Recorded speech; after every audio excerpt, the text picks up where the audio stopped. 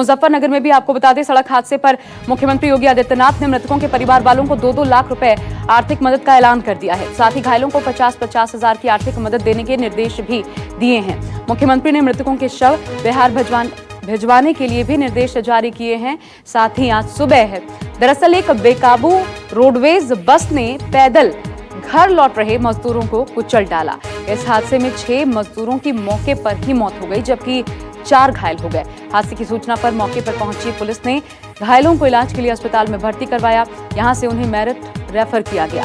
बताया जा रहा है कि पंजाब से मजदूर बिहार के गोपालगंज जा रहे थे। इसी दौरान मुजफ्फरनगर, देवबंद, सहारनपुर राजमार्ग टोल प्लाजा के पास ये दर्दनाक भीषण हादसा हो गया। मानस श्रीवास्तव हमारे साथ जुड़ गए हैं। मानस, अब भी मजदूरों को पैदल जाना पड़ रहा है, ये एक हकीकत बयां करती तस्वीरें भी। एक तो वो हादसे का शिकार हो रहे हैं, लेकिन बड़ी बात ये, सवाल ये, आखिर ऐसे मजदूरों को ट्रेस आउट करने के लिए क्या कर रही है सरकारें? आप आर्थिक मुआवजा दे करके आपके कर्तव्य की इतिश्री हो जाए, ये तो कहा नहीं जा सकता। इन मजदूरों को ट्रेस आउट करने के लिए कोई फैसला लिया गया है?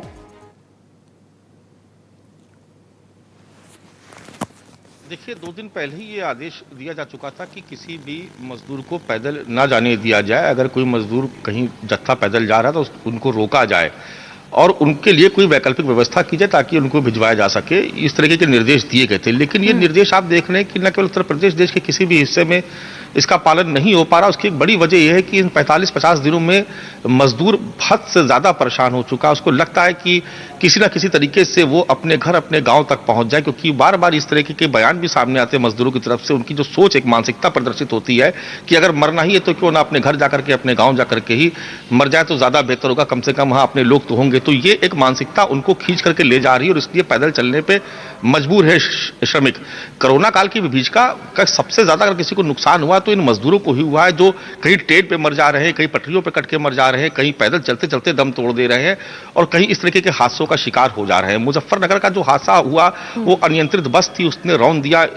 कई जो श्रमिक थे, उनका जत्था जा रहा था, उनको 6 लोगों की मौत हो गई, कुछ गंभीर रूप से घायल। हालांकि उत्तर प्रदेश सरकार ने इसमें एक जांच रिपोर्ट भी तलब की है सहारनपुर के प्रशासन से, कि पूरी जांच, मुजफ्फरनगर के प्रशासन से, कि पूरी आप जांच रिपोर्ट बना करके भेजिए कि यह हादसा कैसे हुआ और कैसे वे मजदूर पैदल जा रहे थे, और अगर जा रहे थे तो उनकी वैकल्पिक व्यवस्था क्यों नहीं की गई उनको भिजवाने की। सभी बिहार के मजदूर थे।